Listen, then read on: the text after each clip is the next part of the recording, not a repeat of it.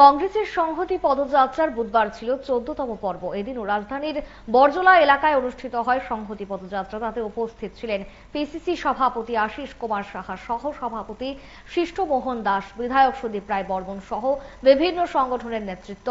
এদিনও শান্তি সম্প্রীতি বজায় রাখতে সকলকে এগিয়ে আসার আহ্বান জানান পিসিসি সভাপতি।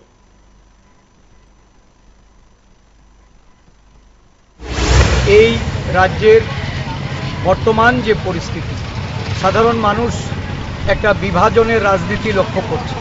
হিন্দু মুসলিম, জাতি উপজাতি, বাঙালি অবাঙালি, এই ধরনের ভেদাভেদের মধ্য দিয়ে রাজ্যটাকে যারা শাসন করতে চাইছে তাদের বিরুদ্ধে আমাদের আজকে এই পথ চলা।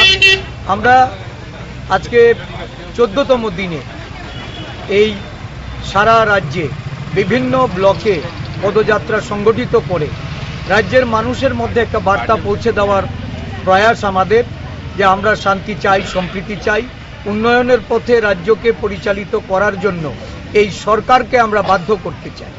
প্রতিশ্রুতি রেখে যারা ক্ষমতায় অধিষ্ঠিত হয়ে তাদের প্রতিশ্রুতিগুলি বেমালুম ভুলে গেছে। আইন শৃঙ্খলা যেখানে আজকে একটা বিধ্বস্ত অবস্থায়, রাজ্যের সমস্ত মা বোনেদের তাদের নিরাপত্তা নেই,